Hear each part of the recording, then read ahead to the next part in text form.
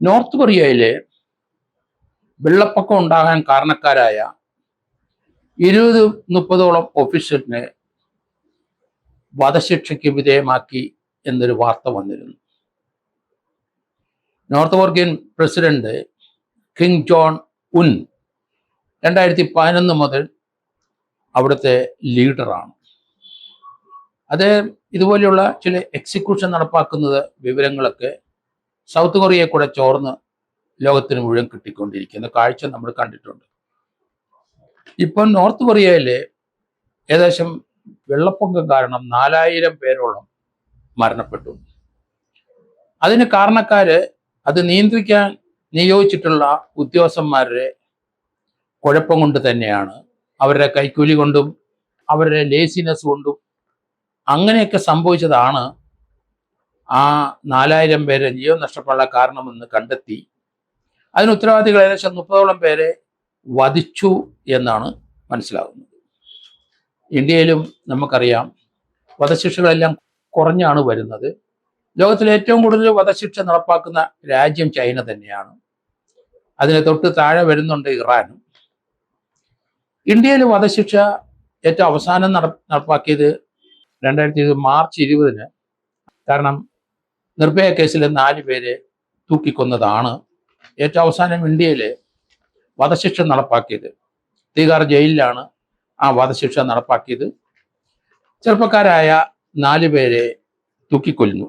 2020 March 20 Akshay Thakur, Mukesh Singh, പവൻ ഗുപ്ത, വിനയ ശർമ്മ എന്നീ 4 പേരെയാണ് തീഹാർ ജയിലിൽ തൂക്കിക്കൊന്നത്. തൂക്ക് കയറിലേക്ക് പോകാൻ 1-2 പേര് വിസമ്മതിച്ച് ബലം പ്രയോഗിച്ചതിന്റെ ചില വാർത്തകളൊക്കെ വന്നു. അതിൻ്റെ ചില ദൃശ്യങ്ങളൊക്കെ കണ്ടു നമ്മൾ.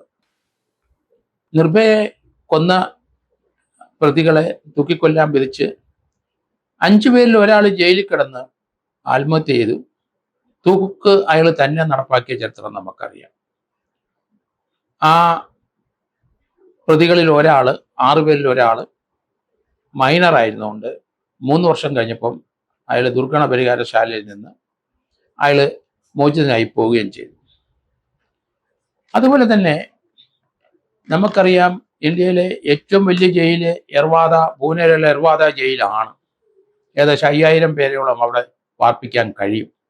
മഹാരാഷ്ട്ര പൂനെയിലുള്ള ഈ ജയിലിലാണ് ഇന്ത്യയിലെ ഏറ്റവും വലിയ നേതാക്കന്മാരായ ഗാന്ധി, നെഹ്റു, ബാലഗംഗാധര തിലകൻ, അങ്ങനെ ഇന്ത്യയുടെ രാഷ്ട്രീയ നഭസ്സിൽ ഉണ്ടായിരുന്ന എല്ലാവരും എർവാഡ ജയിലിൽ കിടന്നിട്ടുണ്ട്.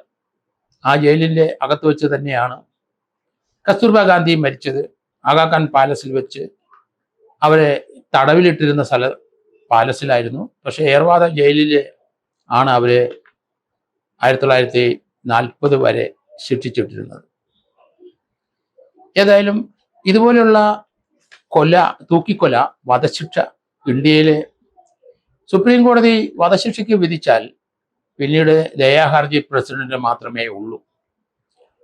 ആ ദയാഹർജി തള്ളിക്കഴിഞ്ഞാൽ വധശിക്ഷ ഇന്ത്യയിൽ നടപ്പാക്കുക തന്നെ ചെയ്യും. 1990 മുതൽ 96 വരെ മഹാരാഷ്ട്രയെ വളരെ ഭീതി ഉയർത്തിയ 3 സ്ത്രീകള് അവര് കുട്ടികളെ പിടിച്ചുകൊണ്ട് പോയി കൊന്നുകളഞ്ഞ് അവരെ നികൃഷ്ടമായി പീഡിപ്പിച്ച് കളയുന്ന 3 സ്ത്രീകളെ പറ്റിയായിരുന്നു. ഒരു അമ്മയും 2 മക്കളും, രേണുകയും സീമ എന്ന 2 മക്കളും. അവരെ വധശിക്ഷയ്ക്ക് വിധിച്ചു. അമ്മ ജയിലിൽ കിടന്ന് മരിച്ചു. ഈ 2 സ്ത്രീകള്, മക്കള് രേണുകയും സീമയും അന്നത്തെ നമ്മുടെ ഇന്ത്യൻ പ്രസിഡന്റ് ആയിരുന്നു. അവരെ വധശിക്ഷയിൽ നിന്ന് ഒഴിവാക്കാൻ വേണ്ടി ആ 2 സ്ത്രീകള് പ്രണവ് മുഖർജിക്ക് ദയാഹർജി നൽകി. പക്ഷേ അദ്ദേഹം അതിന് തീരുമാനമെടുത്തു. സ്ത്രീകളാണ്, അമ്മ കുട്ടികളെ നല്ല രീതിയിൽ പഠിപ്പിച്ച് അവർ തെറ്റ് കണ്ടാലും അതിൽ നിന്ന് അവരെ മാറ്റിവിടുന്നത് അമ്മമാരാണ്.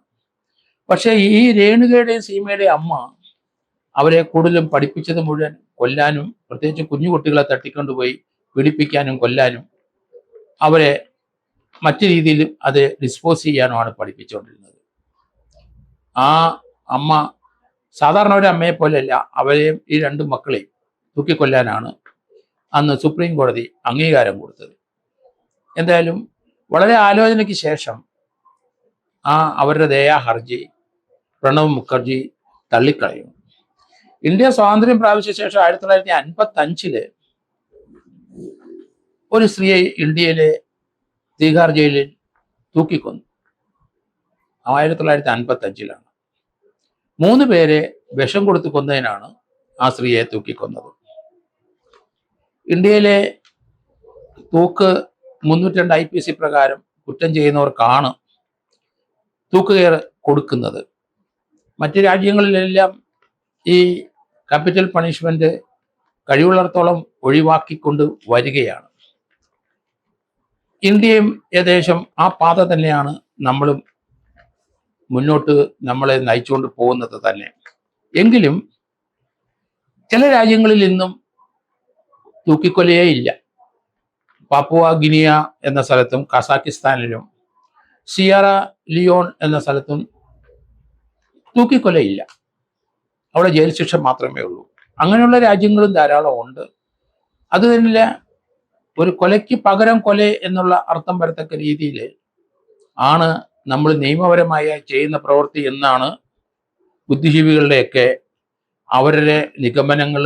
അവരത് വിശകലനം ചെയ്യുന്നത് അങ്ങനെയാണ്. എന്തായാലും അടുത്ത ദിവസം നമ്മൾ കേട്ടത് നോർത്ത് കൊറിയയിലെ ആ വധശിക്ഷയ്ക്ക് വിധിച്ച് വധശിക്ഷ നടപ്പാക്കി എന്നാണ് ലോകത്തിലെ ചില പത്രങ്ങളൊക്കെ റിപ്പോർട്ട് ചെയ്യുന്നത്.